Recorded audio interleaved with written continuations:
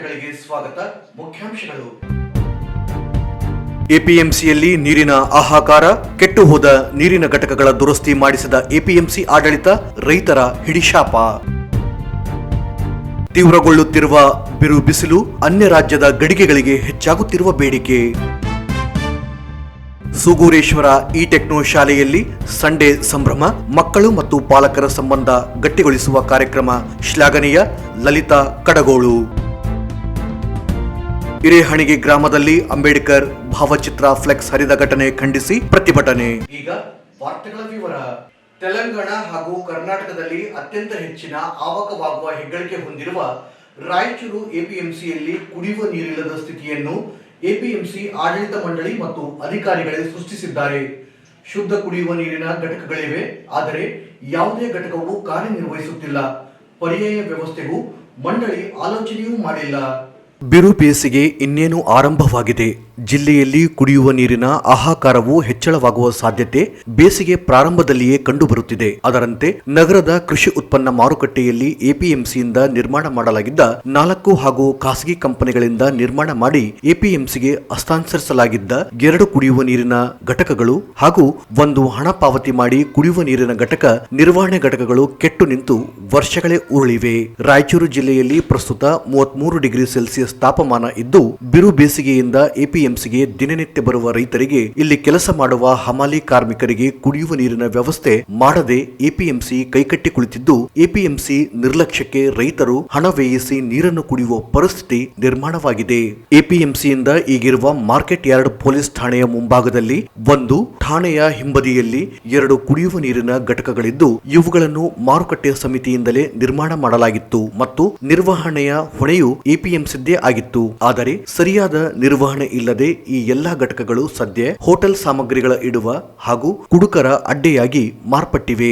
ಎಪಿಎಂಸಿಯಿಂದ ನಿರ್ಮಾಣವಾಗಿರುವ ಕುಡಿಯುವ ನೀರಿನ ಘಟಕಗಳು ಮಾತ್ರವಲ್ಲದೆ ಖಾಸಗಿ ಕಂಪನಿಗಳಿಂದ ಎಪಿಎಂಸಿ ಕಚೇರಿ ಎದುರಿಗೆ 2 ಕುಡಿಯುವ ನೀರಿನ ಘಟಕಗಳನ್ನು ನಿರ್ಮಾಣ ಮಾಡಲಾಗಿತ್ತು ಮತ್ತು ಜನರಿಗೆ ಶುದ್ಧ ಮತ್ತು ತಂಪಾದ ಕುಡಿಯುವ ನೀರನ್ನು ಒದಗಿಸಲಾಗುತ್ತಿತ್ತು. ಈ ಘಟಕಗಳನ್ನು ಎಪಿಎಂಸಿಗೆ ಹಸ್ತಾಂತರಿಸಲಾಗಿತ್ತು. ಆದರೆ ಈ 2 ಘಟಕಗಳು ಕೂಡ ಸಂಪೂರ್ಣ ಹಾಳಾಗಿದ್ದು, ನಿರ್ವಹಣೆ ಮಾಡಬೇಕಾದ ಎಪಿಎಂಸಿ ಆಡಳಿತ ಮಂಡಳಿ ಸಂಪೂರ್ಣ ವಿಫಲವಾಗಿದೆ. ಉಳಿದಂತೆ ಎಪಿಎಂಸಿ ಕಚೇರಿಯ ಆವರಣದಲ್ಲಿ ಎಡಭಾಗದಲ್ಲಿ ಆರ್ಒ ಶುದ್ಧ ಕುಡಿಯುವ ನೀರಿನ ಘಟಕವನ್ನು ನಿರ್ಮಾಣ ಮಾಡಿ ಅದರ ನಿರ್ವಹಣೆಯನ್ನು ವಿಜಯ್ ಎಂಟರ್ಪ್ರೈಸಸ್ ಎಂಬ ಕಂಪನಿಗೆ ಗುತ್ತಿಗೆ ನೀಡಲಾಗಿತ್ತು ಮತ್ತು 10 ಲೀಟರ್ಗೆ 5 ರೂಪಾಯಿಯಂತೆ ಕುಡಿಯುವ ನೀರನ್ನು ಒದಗಿಸಲಾಗುತ್ತಿತ್ತು. ಆದರೆ ಅದು ಕೂಡ ಸದ್ಯ ಗುತ್ತಿಗೆದಾರರಿಂದ ನಿರ್ವಹಣೆ ಮಾಡದೆ ನಿಂತು ಹೋಗಿವೆ. ಒಟ್ಟಾರೆ ನಗರದ ಎಪಿಎಂಸಿ ವಿಶಾಲವಾಗಿದೆಯೇ ಹೊರತು ಕುಡಿಯುವ ನೀರು ಸೇರಿದಂತೆ ಕನಿಷ್ಠ ಮೂಲಭೂತ ಸೌಲಭ್ಯಗಳಿಂದ ಎಪಿಎಂಸಿಯಾಗಿ ಮಾರುಪಟ್ಟಿರುವುದು ಎಪಿಎಂಸಿ ಆಡಳಿತ ಮಂಡಳಿಯ ಕಾರ್ಯವೈಖರಿಗೆ ಹಿಡಿದ ಕನ್ನಡಿಯಾಗಿದೆ. ಎಪಿಎಂಸಿ ಅಧ್ಯಕ್ಷರು ಹಾಗೂ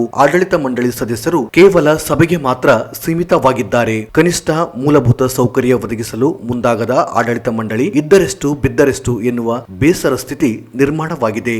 ಬಾಯಾರಿ ಬರುವ ರೈತರಿಗೆ ನೀರಿಗಾಗಿ ಹಣ ಕೊಟ್ಟೆ ಕೊಳ್ಳಬೇಕಾಗಿದೆ. ಕೂಡಲೇ ಜಿಲ್ಲಾಧಿಕಾರಿಗಳು ಮಧ್ಯಪ್ರವೇಶಿಸಿ ನೀರಿನ ಸಮಸ್ಯೆ ಪರಿಹರಿಸಬೇಕೆಂಬುದು ರೈತರ ಒತ್ತಾಯವಾಗಿದೆ. ನೀರಿನ ಘಟಕದಲ್ಲಿಯೇ ಎಣ್ಣೆ ಪಾರ್ಟಿ. ಎಪಿಎಂಸಿಯಲ್ಲಿರುವ ಕುಡಿಯುವ ನೀರಿನ ಘಟಕಗಳು ಕುಡುಕರ ಅಡ್ಡೆಯಾಗಿ ಮಾರ್ಪಟ್ಟಿದ್ದು, ಘಟಕದ ಒಳಗೆ ಇಸ್ಪೇಟ್ ಕಾರ್ಡುಗಳು, ಮದ್ಯದ ಬಾಟಲಿ, ಡಬ್ಬಿಗಳು ಕಂಡುಬರುತ್ತಿದ್ದು, ಕೆಲವು ಘಟಕಗಳಲ್ಲಿ ಹಾಸಿಗೆಗಳು ಕಂಡುಬಂದಿದ್ದು, ಅನೈತಿಕ ಚಟುವಟಿಕೆಗಳ ತಾಣವಾಗಿರುವ ಸಾಧ್ಯತೆಯೂ ಇದೆ. ಇಷ್ಟೇ ಅಲ್ಲದೆ ಘಟಕಗಳ ಮುಂಭಾಗದಲ್ಲಿ ಕಸದ ರಾಶಿ ಮತ್ತು ಮೂತ್ರ ವಿಸರ್ಜನೆಯನ್ನು ಅಲ್ಲಿಯೇ ಮಾಡುತ್ತಿರುವುದು ಕಂಡುಬರುತ್ತಿದೆ. ರಾಯಚೂರು ಎಪಿಎಂಸಿ ಕಾರ್ಯದರ್ಶಿಯಾದ ಆದನಗೌಡ ಅವರು ಈಗಾಗಲೇ ಕುಡಿಯುವ ನೀರಿನ ಘಟಕಗಳ ದುರಸ್ತಿಗೆ ಕ್ರಿಯಾ ಯೋಜನೆ ರೂಪಿಸಲಾಗಿದೆ. ಸದ್ಯ ಎಪಿಎಂಸಿಯಲ್ಲಿ 4 ಕುಡಿಯುವ ನೀರಿನ ಘಟಕಗಳಿದ್ದು, ಅವು ಸಂಪೂರ್ಣ ಹಾಳಾಗಿರುವುದು ಗಮನಕ್ಕೆ ಬಂದಿದೆ. ಬೇಸಿಗೆಯಲ್ಲಿ ಕುಡಿಯುವ ನೀರಿನ ತೊಂದರೆಯಾಗದ ರೀತಿಯಲ್ಲಿ ವ್ಯವಸ್ಥೆ ಮಾಡಲಾಗುವುದು ಎಂದು ಹೇಳಿದರು. ಕಡಗಂದೊಡ್ಡಿಯ ರೈತ ಮುಖಂಡ ಲಕ್ಷ್ಮಣ್ ಗೌಡ ಅವರು, ರಾಯಚೂರು ಎಪಿಎಂಸಿ ಅತ್ಯಂತ ಹೆಚ್ಚಿನ ವ್ಯಾಪಾರ ವಹಿವಾಟು ನಡೆಯುವ ಮಾರುಕಟ್ಟೆಯಾಗಿದೆ.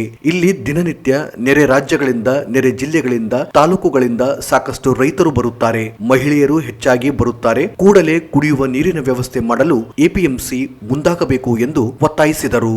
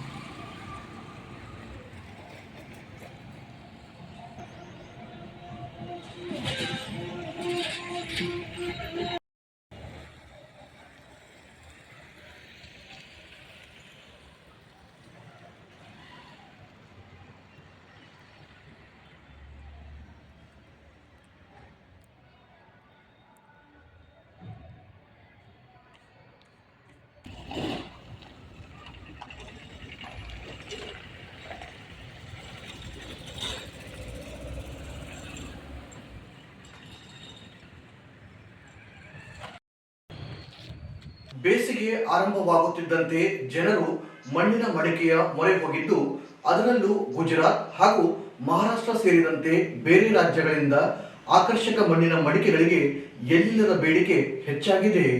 ಆಧುನಿಕ ಶೈಲಿಯ ಮಡಿಕೆಗಳಿಗೆ ದೇಸಿ ಟಚ್ ಕೊಟ್ಟು ಮಾರಾಟಕ್ಕೆ ಇಡಲಾಗಿದೆ. ಇಳುವರಿ ಕಮ್ಮಿ, ಬೆಲೆ ಜಾಸ್ತಿ ಎನ್ನುವಂತೆ ಆಕರ್ಷಕವಾಗಿರುವ ಗುಜರಾತ್, ಮಹಾರಾಷ್ಟ್ರ ರಾಜ್ಯಗಳ ಮಡಿಕೆಗಳಿಗೆ ಬೇಡಿಕೆ ಹೆಚ್ಚಾಗಿದೆ. ಅಲ್ಲಿಂದ ತಂದು ಇಲ್ಲಿ ಮಾರಾಟ ಮಾಡಲಾಗುತ್ತಿದೆ. ಅಲ್ಲದೆ ಮಡಿಕೆಗಳಿಂದ ಮಾಡಿದ ವಾಟರ್ ಬಾಟಲ್, ಮಡಿಕೆ, ಅಡುಗೆ ಪಾತ್ರೆಗಳು ಸಹ ಮಾರಾಟಕ್ಕೆ ಇಟ್ಟಿದ್ದಾರೆ. ಗಾತ್ರದ ಮೇಲೆ 300 ರೂಪಾಯಿದಿಂದ 450 ರೂಪಾಯಿವರೆಗೆ ಮಡಿಕೆಗಳಿಗೆ ದರ ನಿಗದಿ ಮಾಡಲಾಗಿದೆ. ಸದ್ಯ ದಿನಕ್ಕೆ 10 ರಿಂದ 20 ಮಡಿಕೆಗಳು ಮಾರಾಟವಾಗುತ್ತಿದ್ದು, ಮುಂಬರುವ ದಿನಗಳಲ್ಲಿ ಬಿಸಿಲು ಹೆಚ್ಚಾದಂತೆ ಹೆಚ್ಚಿನ ವ್ಯಾಪಾರವಾಗುವ ನಿರೀಕ್ಷೆ ಇದೆ ಎನ್ನುತ್ತಾರೆ ಮಡಿಕೆ ವ್ಯಾಪಾರಿ.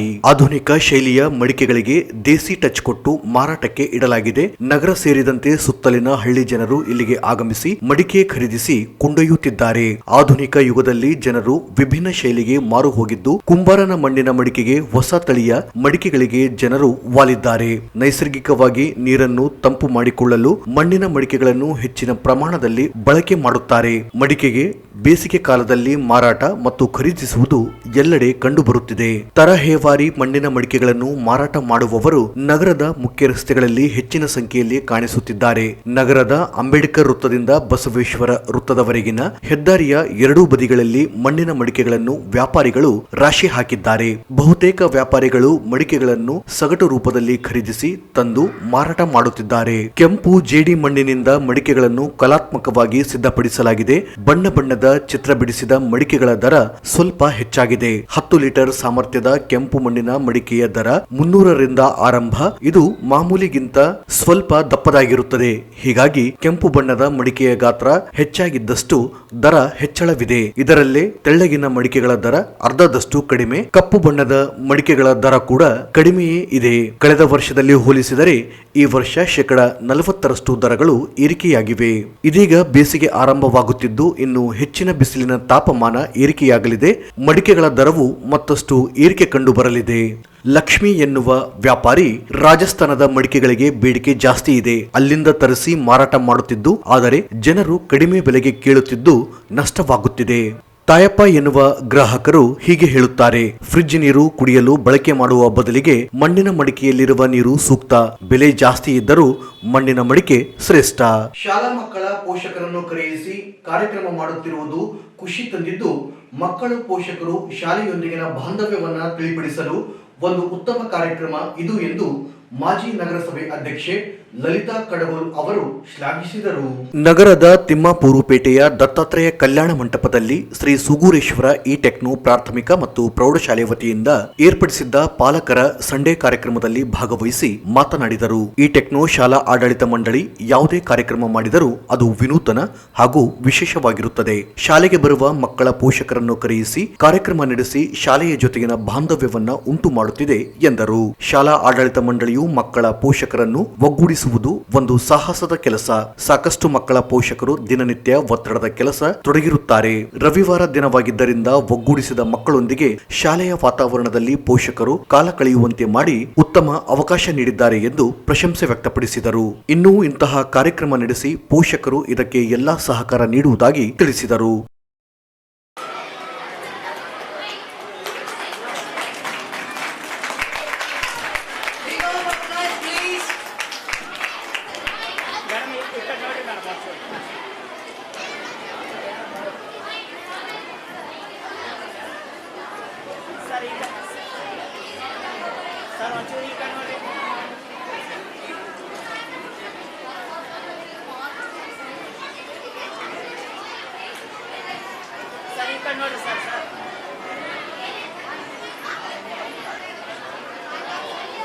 ಸರ್ ಅಷ್ಟೇನಿದೆ ಸರ್. ಎಲ್ಲರಿಗೂ ಉಪಾಧ್ಯಾಯರು ಅವರಿಗೂ ಶುಭ ಮುಂಜಾನೆ ನಮಸ್ಕಾರ ಸರ್. ಮುದ್ದು ಮಕ್ಕಳಿಗೂ ಎಲ್ಲರಿಗೂ ಬಂದಿರುವಂಥ ತಂದೆ ತಾಯಿ ಎಲ್ಲರಿಗೂ ನಮಸ್ಕಾರಗಳು. ಎಷ್ಟು ಚಲೋ ಇವರು ಸುಲೋಚನಾ ಮೇಡಮ್ ಅವರು ಯಾವಾಗಲೂ ಯಾವ ಫಂಕ್ಷನ್ ಮಾಡಿದ್ರು ಅಚ್ಚುಕಟ್ಟಾಗಿ ಮಾಡ್ತಾರೆ. ಅದು ಯಾರು ಮಾಡಿದ್ರು ಅಂತ ಅದು ಏನು ಹಬ್ಬ ಅಂತನೂ ತಿಳಿಸ್ಬೇಕಂದ್ರೆ ಎಲ್ಲರಿಗೂ ಒಂದು ಅವರಿಗೆ ಇದು ಮಾಡ್ತಾರೆ. ಏನಂದರೆ ಏನು ಫೆಸ್ಟಿವಲ್ ಇರ್ತದೆ ಅದು ಅವರಿಗೆ ಮೇಕಪ್ ಆಗಿ ಈ ಥರ ಹಿಂಗೆ ಇದು ಮಾಡ್ತಾರೆ ಅಂತ ನನಗೆ ಅದು ಸ್ಪೆಷಲಾಗಿ ಮಾಡೋಕ್ಕೆ ಬರ್ತಾ ಇಲ್ಲ. ಅವರು ಚೆನ್ನಾಗೇ ಮಾಡ್ತಾರೆ. ಸ್ಕೂಲ್ನ ಇನ್ನೂ ದೊಡ್ಡ ಮಟ್ಟದಲ್ಲಿ ಹೋಗಿದೆ, ಇನ್ನೂ ಜಾಸ್ತಿ ಬರಬೇಕಂತನೂ ಕೋರ್ಕೊಂತ ಇದ್ದೀನಿ. ಈಗ ನೋಡಿದಾಗ ಎಲ್ಲ ಮುದ್ದು ಮಕ್ಕಳು ಎಷ್ಟು ಚಲೋ ರೆಡಿಯಾಗಿ ಬಂದರೆ ಅಂದರೆ ಕುಂಭಮೇಳಗ ಎಲ್ಲರೂ ದೇವಾಲಯದಲ್ಲಿ ಸ್ನಾನ ಮಾಡಿ ಹೆಂಗೆ ಬರ್ತಾರೋ ಈ ಸ್ಕೂಲಿನಿಂದನೂ ಹಂಗೆ ಬಂದರಂತ ನಾನು ಅನ್ಕೊಂತ ಇದ್ದೀನಿ. ಹಾಗೆ ಇವ್ರದ್ದು ಇನ್ನೂ ಮುಂದೆ ಇನ್ನೂ ಜಾಸ್ತಿ ಜನ ಬಂದು ಇನ್ನೂ ಚಲೋ ಮಾಡಬೇಕಂತನೂ ಕೊಡ್ತಾ ಇದ್ದೀನಿ. ಇವರು ಯಾವ ರೀತಿಯೂ ಸ್ಪೆಷಲ್ ಆಗಿ ಇರ್ತಾರೆ. ಇವಾಗ ಕಪಲ್ಸ್ಗೂ ಅವರು ಎಷ್ಟು ಚಲೋ ಇದು ಮಾಡಿ ಇರ್ತಾರೆ.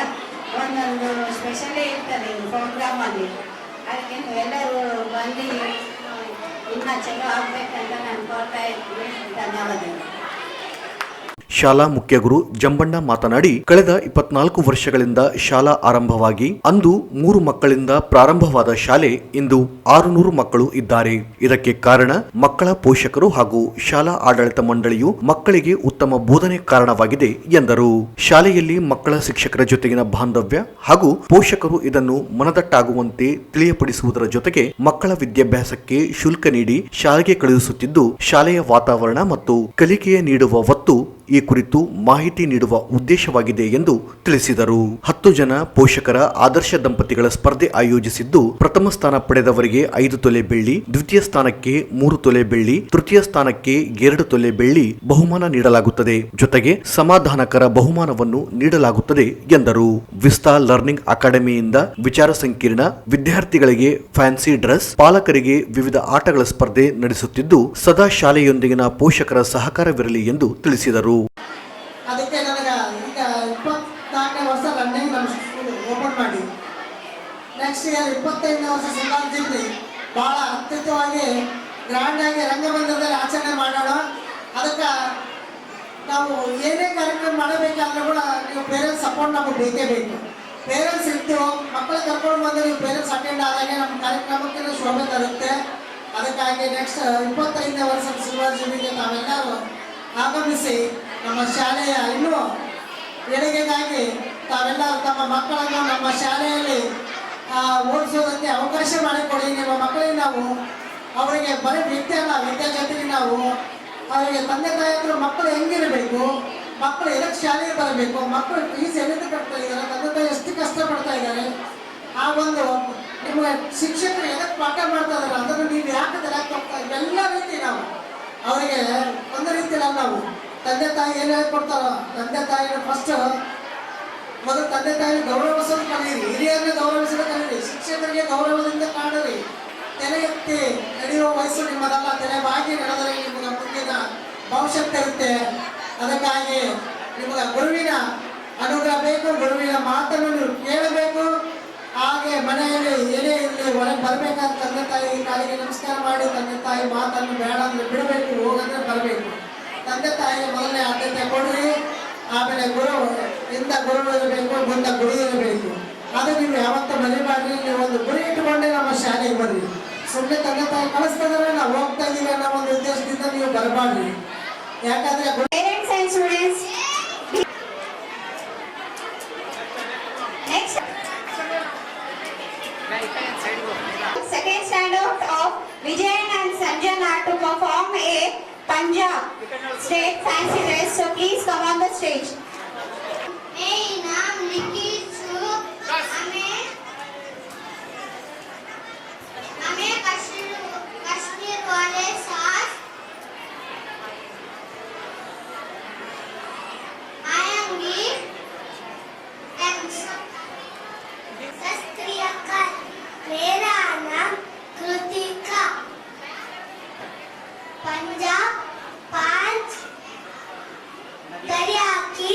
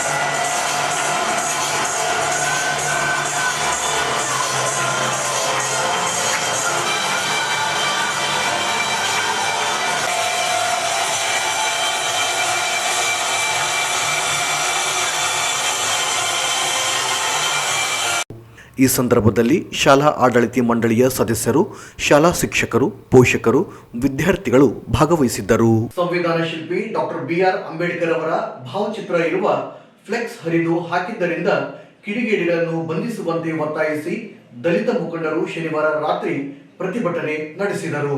ಸಿರ್ವಾರ ತಾಲೂಕಿನ ಹಿರೇಹಣಿಗೆ ಗ್ರಾಮದಲ್ಲಿ ಘಟನೆ ನಡೆದಿದೆ. ಗ್ರಾಮ ದೇವತೆ ಜಾತ್ರೆ ಅಂಗವಾಗಿ ಅಂಬೇಡ್ಕರ್ ಭಾವಚಿತ್ರ ಇರುವ ಫ್ಲೆಕ್ಸ್ ಹಾಕಲಾಗಿತ್ತು. ಆದರೆ ಕೆಲವು ಕಿಡಿಗೇಡಿಗಳು ಫ್ಲೆಕ್ಸ್ ಹರಿದು ಹಾಕಿ ಜಾತಿ ನಿಂದನೆ ಮಾಡಿ ಅವಾಚ್ಯ ಶಬ್ದಗಳಿಂದ ನಿಂದಿಸಿ ದಲಿತ ಸಮುದಾಯದ ಮನೆಗಳಿಗೆ ನುಗ್ಗಿ ಹಿಗ್ಗಾಮುಗ್ಗಾ ಥಳಿಸಿದ್ದಾರೆ ಎಂದು ಆರೋಪಿಸಿ ಪ್ರತಿಭಟನೆ ನಡೆಸಿ ಆಕ್ರೋಶ ವ್ಯಕ್ತಪಡಿಸಿದರು. ಬ್ಯಾನರ್ ಹರಿದು ಹಾಕಿದ ಕಿಡಿಗೇಡಿಗಳ ಬಂಧನಕ್ಕೆ ಆಗ್ರಹಿಸಿ ಗ್ರಾಮದ ದಲಿತ ಮುಖಂಡರು ಪಟ್ಟು ಹಿಡಿದರು. ಸ್ಥಳಕ್ಕೆ ಕವಿತಾಳ ಪೊಲೀಸರು ಆಗಮಿಸಿ ಪ್ರತಿಭಟನಾಕಾರರನ್ನು ಮನವೊಲಿಸಿದರು. ಕವಿತಾಳ ಪೊಲೀಸ್ ಠಾಣೆ ವ್ಯಾಪ್ತಿಯಲ್ಲಿ ಘಟನೆ ಜರುಗಿದೆ. ಇನ್ನೂ ಯಾವುದೇ ದೂರು ದಾಖಲಾಗಿಲ್ಲ.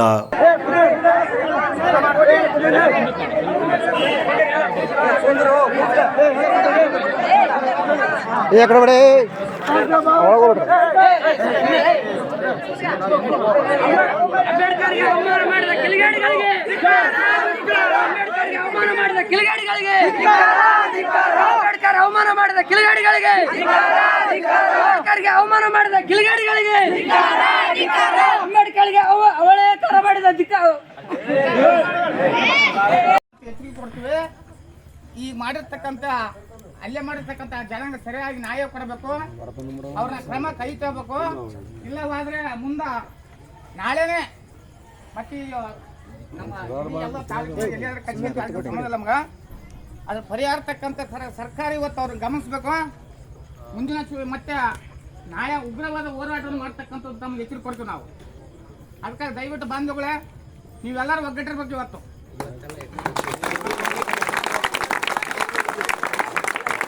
ಮಾದಿಗರ ಅಂದ್ರೆ ಏನು ಕಡಿಮೆ ಇಲ್ಲ. ನಿಮ್ಮಲ್ಲಿ ಒಂದು ಗ್ರೂಪ್ ಇರಬೇಕು. ಬಾಬಾ ಸಾಹೇಬ್ ಅಂಬೇಡ್ಕರ್ ಒಂದು ಸಂಘಟನೆ ಮಾಡಿದ್ದಾರೆ. ಬಾಬಾ ಸಾಹೇಬ್ ಅಂಬೇಡ್ಕರ್ ಅವರು ಎಲ್ಲರಿಗೂ ಸತ್ತು ಕೊಟ್ಟನು. ಯಾರಪ್ಪ ಕೊನೆಯಲ್ಲಿ ಮತ್ತೊಮ್ಮೆ ಮುಖ್ಯಾಂಶಗಳು. ಎಪಿಎಂಸಿಯಲ್ಲಿ ನೀರಿನ ಹಾಹಾಕಾರ, ಕೆಟ್ಟು ಹೋದ ನೀರಿನ ಘಟಕಗಳ ದುರಸ್ತಿ ಮಾಡಿಸಿದ ಎಪಿಎಂಸಿ ಆಡಳಿತ, ರೈತರ ಹಿಡಿಶಾಪ. ತೀವ್ರಗೊಳ್ಳುತ್ತಿರುವ ಬಿರು ಬಿಸಿಲು, ಅನ್ಯ ರಾಜ್ಯದ ಗಡಿಗೆಗಳಿಗೆ ಹೆಚ್ಚಾಗುತ್ತಿರುವ ಬೇಡಿಕೆ. ಸೂಗೂರೇಶ್ವರ ಇ ಟೆಕ್ನೋ ಶಾಲೆಯಲ್ಲಿ ಸಂಡೇ ಸಂಭ್ರಮ, ಮಕ್ಕಳು ಮತ್ತು ಪಾಲಕರ ಸಂಬಂಧ ಗಟ್ಟಿಗೊಳಿಸುವ ಕಾರ್ಯಕ್ರಮ ಶ್ಲಾಘನೀಯ. ಲಲಿತಾ ಕಡಗೋಳು. ಹಿರೇಹಣಿಗೆ ಗ್ರಾಮದಲ್ಲಿ ಅಂಬೇಡ್ಕರ್ ಭಾವಚಿತ್ರ ಫ್ಲೆಕ್ಸ್ ಹರಿದ ಘಟನೆ ಖಂಡಿಸಿ ಪ್ರತಿಭಟನೆ. ಇಲ್ಲಿಗೆ ಮೇಘ ವಾರ್ತೆಗಳು ಮುಕ್ತಾಯವಾದವು. ಮುಂದಿನ ಮೇಘ ವಾರ್ತೆಗಳೊಂದಿಗೆ ಪುನಃ ಭೇಟಿಯಾಗೋಣ. ವಂದನೆಗಳು.